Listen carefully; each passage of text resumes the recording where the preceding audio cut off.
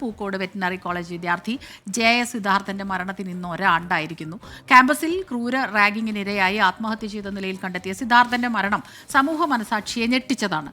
സിദ്ധാർത്ഥൻ മരിച്ച 1 വർഷം പിന്നിടുമ്പോഴും നീതി അകലെയെന്നാണ് അമ്മ ഷീബയ്ക്കും അച്ഛൻ ജയപ്രകാശിനും പറയാനുള്ളത്.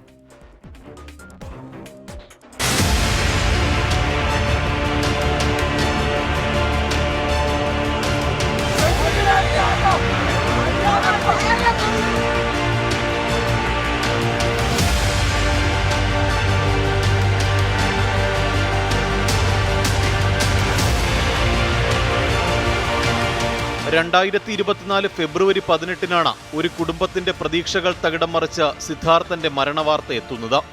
തൂങ്ങിമരണമെന്ന് വിധിയെഴുതിയ കേസ് പിന്നെ വഴിമാറിയത് റാഗിംഗ് ഭീകരതയിലേക്കാണ്. കോളേജിൽ സഹപാഠികളും സീനിയർ വിദ്യാർത്ഥികളും ചേർന്ന സിദ്ധാർത്ഥനെ പരസ്യ വിചാരണ ചെയ്തു. ദിവസങ്ങളോളം നീണ്ട ക്രൂരമർദ്ദനങ്ങൾക്കൊടുവിൽ ഹോസ്റ്റലിൽ സിദ്ധാർത്ഥനെ തൂങ്ങി മരിച്ച നിലയിൽ കണ്ടെത്തി. മരണത്തിനിപ്പുറം 1 വർഷം കഴിയുമ്പോഴും നീതിക്കായുള്ള നിയമപോരാട്ടത്തിലാണ് കുടുംബം.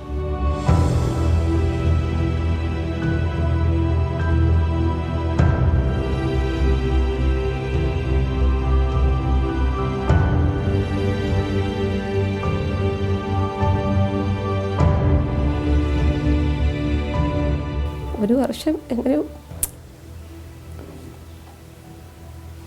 ഓരോ ദിവസം രാവിലെ എണീക്കുമ്പോൾ പെട്ടെന്ന് രാത്രിയാവാനാണ് പ്രാർത്ഥന.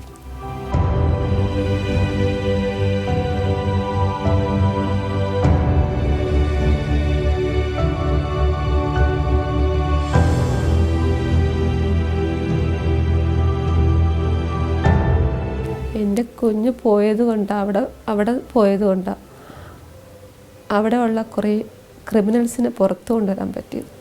എത്രയോ പേര് രക്ഷപ്പെട്ടിരിക്കുന്നു അല്ലേ അതിനകത്ത്. ഇപ്പോൾ ജൂനിയേഴ്സായിട്ട് വന്ന കുട്ടികൾ ഇവരുടെയൊക്കെ കയ്യിൽ ചെന്ന് പെടേണ്ടവരാ.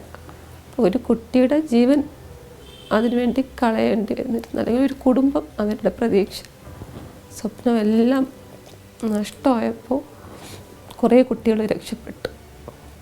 ഞങ്ങൾ പുറകോട്ടില്ല. ഞങ്ങളവർക്ക് മാക്സിമം ശിക്ഷ വാങ്ങിക്കൊടുക്കുന്നത് വരെ ഉണ്ടായിരിക്കും. പ്രതികൾക്ക് പല കോണുകളിൽ നിന്നും സഹായം ലഭിക്കുന്നുവെന്നാണ് പിതാവ് ജയപ്രകാശിന്റെ പരാതി. നീതിക്കായുള്ള പോരാട്ടം അവസാനിപ്പിക്കില്ലെന്നും സിദ്ധാർത്ഥന്റെ പിതാവ്. നമുക്ക് അവൻ്റെ ഒരു സാധനം കാണുമ്പോഴും വീട്ടിനകത്തുള്ള ഒരു എന്തെങ്കിലും പരമാവധി അവൻ്റെ ബാക്കിയുള്ള സാധനങ്ങളൊക്കെ ഞാൻ ഒന്ന് മാറ്റി വയ്ക്കാൻ ശ്രമിച്ചിട്ടുണ്ട്, ഡെയിലി കാണാതിരിക്കാൻ വേണ്ടി. ശരിക്കും ആ ഫോട്ടോ മാത്രം ഞാൻ അത് കണ്ടു കഴിയുമ്പോഴും വീണ്ടും നമുക്കൊരു ഫീലിങ്സ് ഉണ്ടാവും. അത് ശരി ചിലർക്ക് ചിലപ്പോൾ ഡെയിലി കണ്ടുകൊണ്ടിരിക്കണം. പക്ഷെ ഞാനും മാക്സിമം ശ്രമിക്കുന്നതെന്ന് പറഞ്ഞാൽ ഡെയിലി അത് കാണരുത്. കാരണം അത്രയ്ക്ക് ഫീലിങ്ങാണ് അതുകൊണ്ട് തന്നെയാണ് ഓരോ ദിവസവും നമ്മൾ കഴിയും തോറും എൻ്റെ മനസ്സിൽ ആ വാശി കയറി വരുന്നത്. ഇത് ചെയ്തവന്മാരെ ഒരു കാരണവശാലും വിടില്ല. പ്രതികളായ 17 പേരെ പരീക്ഷ എഴുതാൻ അനുവദിച്ച സിംഗിൾ ബെഞ്ച് വിധി ഈയടുത്ത് ഹൈക്കോടതി ഡിവിഷൻ ബെഞ്ച് സ്റ്റേ ചെയ്തിരുന്നു. മരണത്തിൽ CBI അന്വേഷണവും പുരോഗമിക്കുകയാണ്.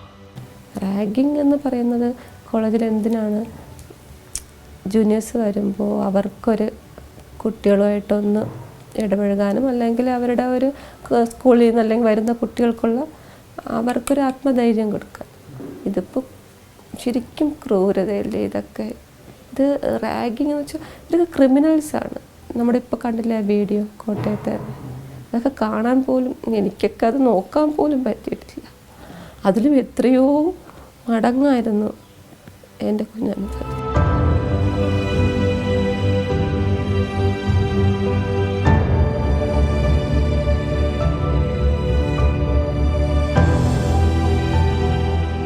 ഇനിയൊരു സിദ്ധാർത്ഥൻ ഉണ്ടാകാതിരിക്കാനാണ് തങ്ങളുടെ നിയമപോരാട്ടമെന്നായിരുന്നു അമ്മ ഷീബയുടെ പ്രതികരണം. എന്നാൽ പിന്നീട് എന്ത് സംഭവിച്ചു? സംസ്ഥാനത്തെ കലാലയങ്ങളിൽ റാഗിംഗ് ഭീകരത തുടർന്നുകൊണ്ടേയിരിക്കുന്നു, ഒരു മാറ്റവുമില്ലാതെ. തിരുവനന്തപുരത്ത് നിന്നും MG പ്രതീഷ്, 24. വേദനയുടെ ഒരാണ്ടാണല്ലേ. ഇതുവരെ ഒരു നടപടിയും ഉണ്ടായിട്ടില്ല. നടപടി മീൻസ് എന്താ പറയുക, മാതൃകാപരമായ നടപടികൾ ഇനിയും ഉണ്ടാവണം ഇങ്ങനത്തെയുള്ള വിഷയങ്ങൾ. കാരണം ഇപ്പോൾ തുടരെ റാഗിംഗ് വാർത്തകൾ ഒരുപാട് വരുന്നുണ്ട്. അപ്പോഴാണ് അമ്മ പറയുന്നത് ഇതുവരെ നീതി ലഭിച്ചില്ല എന്ന് പറഞ്ഞ അമ്മയുടെ ആ കണ്ണീർ പ്രേക്ഷകരൊക്കെ കണ്ടിട്ടുണ്ടാവുമല്ലോ. അമ്മ പറയുന്നൊരു കാര്യമുണ്ട്, രാവിലെ ആയിക്കഴിഞ്ഞാൽ എത്രയും പെട്ടെന്ന് രാത്രി ആവണേ എന്നാണ് ആലോചിക്കുന്നത്. എന്ത് വിഷമായിരിക്കും അച്ഛനും അമ്മയ്ക്കും. അപ്പം സിദ്ധാർത്ഥൻ കടന്നു പോയിട്ടുള്ള ആ ക്രൂരത, അത് ഈ കഴിഞ്ഞ ദിവസം റിപ്പോർട്ട് ചെയ്യപ്പെട്ട വാർത്തയായിട്ട് സത്യം പറഞ്ഞാൽ കൂട്ടിക്കെട്ടാവുന്നതാണ്.